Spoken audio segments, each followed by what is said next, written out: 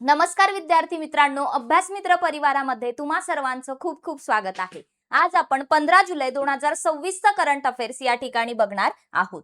तर लेक्चर सुरू करण्याआधी मित्रांनो, आपल्या अभ्यास मित्रच्या ऍप्लिकेशनवर वेगवेगळ्या बॅचेस आहेत, ज्यामध्ये गटक पूर्व परीक्षेसाठी विजेता बॅच आहे, गट ब गटक पूर्व मुख्यसाठी फाउंडेशन बॅच आहे, सोबत राज्यसेवा पूर्वसाठी सुद्धा बॅच आहे, इतरही बॅचेस आहेत. तर ऍप्लिकेशन डाउनलोड करा, जी बॅच जॉईन करायची ती जॉईन करू शकता. काही अडचण असेल तर कॉल मेसेज करायला विसरू नका. आपलं टेलिग्राम आणि इंस्टाग्राम पेज सुद्धा जॉईन करायचे, त्यावर तुम्हाला अपडेट्स आणि रील्सच्या माध्यमातून छान छान कंटेंट दिला जातो. सुरुवात करूया मग आजच्या सेशनला. तर पहिला प्रश्न आहे, विम्बल्डन ओपन 2026 मध्ये पुरुष एकेरीचे विजेतेपद कोणी जिंकले आहे? तर मित्रांनो, करेक्ट आन्सर आहे जानिक सिन्नर.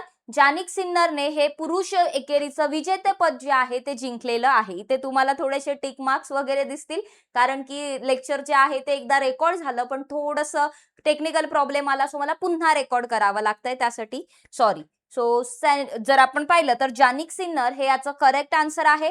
बघा, विम्बल्डन ओपन, फ्रेंच ओपन हे टेनिस स्पर्धा आहेत सगळ्या. जसं विम्बल्डन ओपन ही ब्रिटनमध्ये होते, ठीक आहे. तर जर आपण पाहिलं तर फ्रेंच ओपन आहे ती कशी आहे, मातीवर खेळवली जाते. विम्बल्डन ओपन जी आहे ती गवतावर खेळवली जाते. आणि ऑस्ट्रेलियन ओपन आणि US ओपन अशा आहेत की ज्या हार्डकोर जे मॅट वगैरे जे असतं तर त्या सरफेसवर खेळवली जाते. तर मित्रांनो, इटालियन टेनिसपटू आहे जानिक सिन्नर. त्यांनी हे जे 2026 पुरुष एकेरीचं विजेतेपद जे आहे विम्बल्डन ओपनचं 2026 ते सलग दुसऱ्यांदा मिळवलंय आणि त्याच्या कारकिर्दीतलं ते 5वं ग्रँड स्लॅम मिळवलेलं आहे. सो त्याने त्याच्या लास्ट मॅच मध्ये अलेक्झांडर झेरेवचा पराभव केला होता.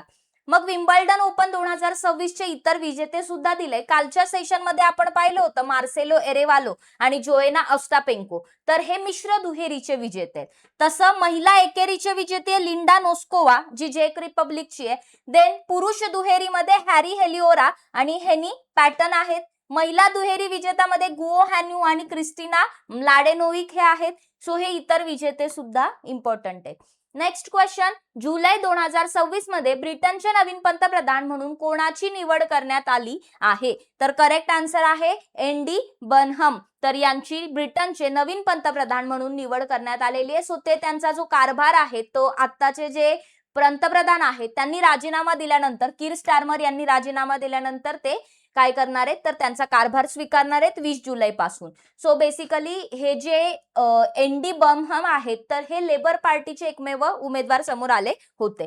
तर ब्रिटन बद्दल जर पाहिलं तर लंडन ही राजधानी आहे, पाऊंड स्टर्लिंग हे चलन आहे. इतर काही आंतरराष्ट्रीय प्लेसमेंट्स आहेत, जसं की वेगवेगळ्या ठिकाणचे राष्ट्रपती आणि पंतप्रधान कोण आहेत तर ते तुम्हाला इथे दिलेले आहेत. तर यातलं कोलंबियाचे नवे राष्ट्राध्यक्ष आहेत अबेलार्डी दे ला एसपीएला आपण पाहिलंय. केइको फुजिमोरी ही पेरूची नवीन राष्ट्रपती आहे. जोस अँटोनियो कास्ट हे चिलीचे नवीन राष्ट्रपती आहेत. सो थोडंसं याला रीड करून घ्याल, इम्पॉर्टंट आहे. World directory of modern military aircraft WDMMA द्वारे प्रसिद्ध केलेल्या ग्लोबल एअर पॉवर्स रँकिंग 2026 मध्ये भारतीय हवाई दलाचा इंडियन एअरफोर्सचा क्रमांक कितवा आहे? तर मित्रांनो, या रँकिंग मध्ये 3रा क्रमांक इंडियन एअरफोर्सचा आलेला आहे. सो इंडियन एअरफोर्सने सलग 5व्यांदा 3रा क्रमांक मिळवलेला आहे. मग पहिलं दुसरं कोण आहे तर पहिलं US चं हवाई दल आहे, दुसरं रशियाचं हवाई दल आहे, 3ऱ्या स्थानावर इंडियन एअरफोर्स आहे. मग ही जी रँकिंग आहे तर याची जी इन्फॉर्मेशन आली तर त्यानुसार भारतीय हवाई दलामध्ये इंडियन एअरफोर्समध्ये 1716 विमानं आहेत आणि त्यामध्ये 542 लढाऊ विमान आहेत, फायटर जेट्स आहेत आणि 498 हेलिकॉप्टरचा समावेश आहे. तर पुढे जाऊया. स्पेसएक्सने जगातील पहिला व्यावसायिकरित्या तयार केलेल्या अणुऊर्जेवर चालणारा उपग्रह बोहर प्रक्षेपित करण्यासाठी कोणत्या प्रक्षेपण वाहनाचा वापर केला? तर बघा, फाल्कन 9 हे याचं करेक्ट आन्सर आहे. सो स्पेसएक्सने काय केलं, पहिली गोष्ट तर बोहर जे बेटा वोल्टाइक ऑर्बिटल हाय रिलायबिलिटी, तर बोहर जे आहे हा जगातला एक पहिला कमर्शियली तयार केलेला अणुऊर्जेवर चालणारा सॅटेलाइट आहे. ठीक आहे, सो इम्पॉर्टंट आहे. स्पेसएक्सचं फाल्कन 9 रॉकेट जे तर त्याचा यूज करून याला लॉन्च करण्यात आलंय. हे जे मिशन आहे तर हे ट्रान्सपोर्टर 17 राईड शेअर मिशनचं एक पार्ट आहे. यामध्ये बोहर टेक्नॉलॉजी यूज केलेली आहे. तर एक QWSAT उपग्रह आहे जो नॅनो ट्रिटियम बीटा वोल्टाइक टेक्नॉलॉजीचा वापर करतो. सो जे ट्रिटियम आहे, ठीक आहे, तर हायड्रोजनचं एक आपल्याला समस्थानिक आयसोटोप बघायला मिळतं. तर त्याचे एक किरणोत्सर्गी समस्थानिक आहे. त्याच्या नॅचरल डिके मधून सतत वीज निर्माण करत असतं आणि त्यामुळे तो सूर्यप्रकाशाशिवाय पण चालू शकतो. म्हणून हे टेक्नॉलॉजी यूज झालेली आहे. नेक्स्ट क्वेश्चन, सन 2027 मध्ये आशियातील सर्वात मोठ्या हवाई प्रदर्शनाची एरो इंडियाची 16वी आवृत्ती कोणत्या शहरामध्ये आयोजित केली जाईल? तर मित्रांनो करेक्ट उत्तर आहे बेंगलुरू. कर्नाटकमध्ये ही आवृत्ती आयोजित केली जाणार आहे. बेंगलुरू मधील एलहंका हवाई दल जे आहे तर तिथल्या स्थानकावर हे आयोजित केलं जाणार आहे 8 फेब्रुवारी ते 12 फेब्रुवारी 2027 च्या दरम्यान. सो दर 2 वर्षांनी एरो इंडिया जे आहे तर आयोजित केली जाते. बेसिकली भारताचे जे एअरफोर्स किंवा भारताचं जे हवाई क्षेत्र आहे आणि संरक्षण क्षेत्र आहे तर त्याला एक ग्लोबल व्यासपीठ देण्यासाठी हे काय केलं जातं, आयोजित केलं जातं. नेक्स्ट क्वेश्चन कडे जाऊया. केंद्रीय आरोग्य मंत्री जगत प्रकाश नड्डा यांनी जुलै 2026 मध्ये भारताच्या पहिल्या ICMR high altitude medicine and public health research सेंटरची पायाभरणी कुठे केली? ठीक आहे, तर याचं करेक्ट आन्सर आहे हिमाचल प्रदेशमध्ये केलॉंग या ठिकाणी याची पायाभरणी केली. सो जगत प्रकाश नड्डा हे हिमाचल प्रदेशातील यांनी लाहोल आणि स्पिती जिल्ह्यातील केलॉंग या ठिकाणी इंडियन काउन्सिल ऑफ मेडिकल रिसर्चच्या high altitude medicine and public health research केंद्राची पायाभरणी केली. तर जे काही उंच हाय अल्टिट्यूड म्हणजे उंचीवरचे क्षेत्र, सो त्या उंच प्रदेशामधील आरोग्यविषयक चॅलेंजेस जे आहेत, पर्वतीय औषधोपचार, हवामानाला संवेदनशील असलेले आजार, आदिवासी आरोग्य याच्यावरती रिसर्च करण्यासाठी हे भारतातील पहिलं डेडिकेटेड असं काय असणार आहे रिसर्च सेंटर असणार आहे. नेक्स्ट क्वेश्चन, कोणत्या अंतराळ संस्थेने जुलै 2026 मध्ये पुनर्वापर करण्यायोग्य RV-X रॉकेटची पहिली प्रायोगिक चाचणी यशस्वीपणे पार पाडली आहे? तर याचं करेक्ट आन्सर आहे जपानची जॅक्सा. सो जॅक्साने काय केलेलं आहे, जपान एरोस्पेस एक्सप्लोरेशन एजन्सी जॅक्साने आपल्या प्रायोगिक पुनर्वापर करण्यायोग्य rocket reusable vehicle experiment RV-X ची पहिली चाचणी यशस्वीरित्या पार पाडली आहे. रॉकेट जे ते 10 ते 11 मीटर उंचीपर्यंत उडाला आणि आडव्या दिशेने जवळपास 16 मीटर पुढे सरकलं. सो पुनर्वापर म्हणजेच काय, रियूज करू शकतो. तर ही एक अशा प्रकारे लॉन्चिंग व्हेइकल्स आहेत की जे स्पेस मिशन्स जे तर त्यानंतर पृथ्वीवरती सेफ्टीने परत आणली जाऊ शकतात आणि परत यूज केली जाऊ शकतात. खर्च पण वाचेल यातून बराच. मग बघा, कोणत्या संस्थेने जलइंधन निर्मितीसाठी भारताचे पहिले स्वदेशी हरित शीतकरण तंत्रज्ञान HFO 1234YF विकसित केले आहे? तर मित्रांनो CSIR IICT हैदराबाद या संस्थेने ते विकसित केलेलं आहे. तर हायड्रोफ्लोरोलिफिन म्हणजे HFO 1234YF च्या उत्पादनासाठी देशातलं पहिलं स्वदेशी प्रक्रिया तंत्रज्ञान विकसित केलं आहे. कोणी? तर CSIR ची IICT हैदराबादने हे केलेलं आहे.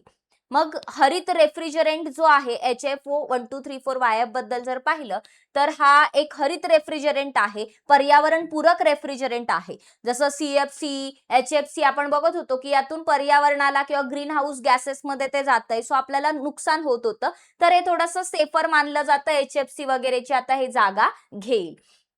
जुलै 2026 मध्ये लॉर्ड्सच्या, आता बघा हे इम्पॉर्टंट आहे खूप आपल्यासाठी परीक्षेमध्ये.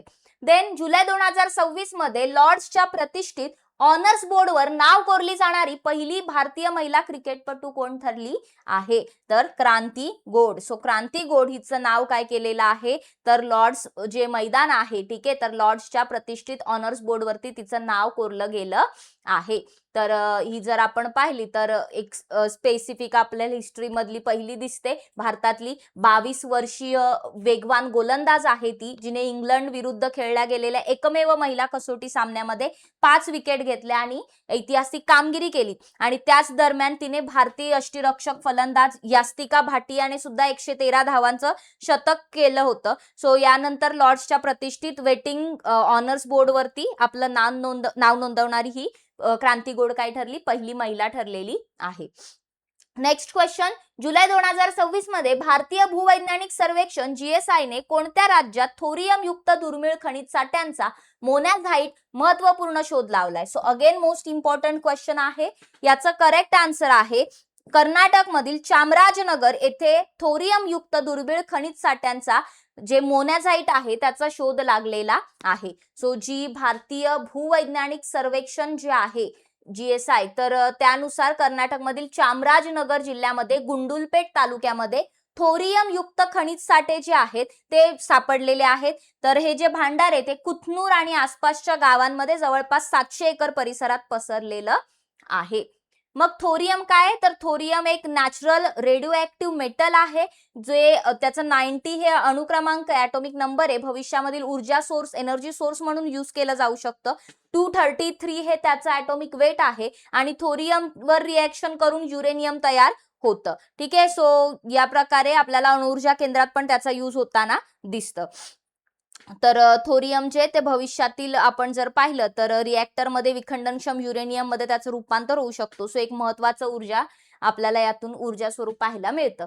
पुढे जाऊया. ज्येष्ठ पार्श्वगायिका एस जानकी यांचे जुलै 2026 मध्ये वयाच्या 88व्या वर्षी निधन झाले. त्या कोणत्या नावाने लोकप्रिय होत्या, तर साऊथ इंडियाची नाईटेंगल म्हणजे दक्षिणेकडील कोकिळा असं तिला ओळखलं जात होतं. सो ऑप्शन नंबर 1 हे करेक्ट उत्तर येईल. दक्षिण चित्रपट सृष्टीची कोकिळा म्हणून ओळखली जाणारी ज्येष्ठ गायिका एस जानकी यांचं वयाच्या 88व्या वर्षी निधन झालंय. 2013 मध्ये भारत सरकारने पद्मभूषण देण्याची त्यांना घोषणा केली होती, पण त्यांनी तो सन्मान स्वीकारला नव्हता. सो हे महत्वाचे स्टेटमेंट आहेत. तुम्हाला आपल्याला माहिती आहे की निधन वार्तामध्ये स्टेटमेंट देऊन प्रश्न विचारले जातात. त्यामध्ये स्टेटमेंट देतील की 2013 मध्ये भारत सरकारने त्यांना पद्मभूषण दिलेला आहे, तर दिलेला नाहीये, त्यांनी तो स्वीकारला नव्हता, हे लक्षात ठेवा.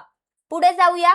किवी फळ कृती योजनेअंतर्गत भारत आणि न्यूझीलंडने कोणत्या 2 राज्यामध्ये उत्कृष्टता केंद्रे स्थापन करण्यासाठी करारावर स्वाक्षरी केलेली आहे, तर भारत आणि ऑस्ट्रेलियाने काय केलेलं आहे, तर नागालँड आणि उत्तराखंड या 2 राज्यांमध्ये किवी फळाची लागवड सुधारण्यासाठी, त्याचं उत्पादन वाढवण्यासाठी काय केलेलं आहे, हा बायलॅटरल ॲग्रीमेंट केलाय. सो यामध्ये उत्तर भारतातील उत्तराखंड आणि ईशान्य भारतातील नागालँड या 2 राज्यामध्ये तिथलं हवामान वगैरे बघून त्या लागवडीसाठी अनुकूल आहे हे बघता त्या 2 राज्यांची निवड केली आहे. मग थोडंसं इथे न्यूझीलंड बद्दल आपल्याला दिलंय. न्यूझीलंडची राजधानी वेलिंग्टन आहे आणि चलन काय, न्यूझीलंड डॉलर.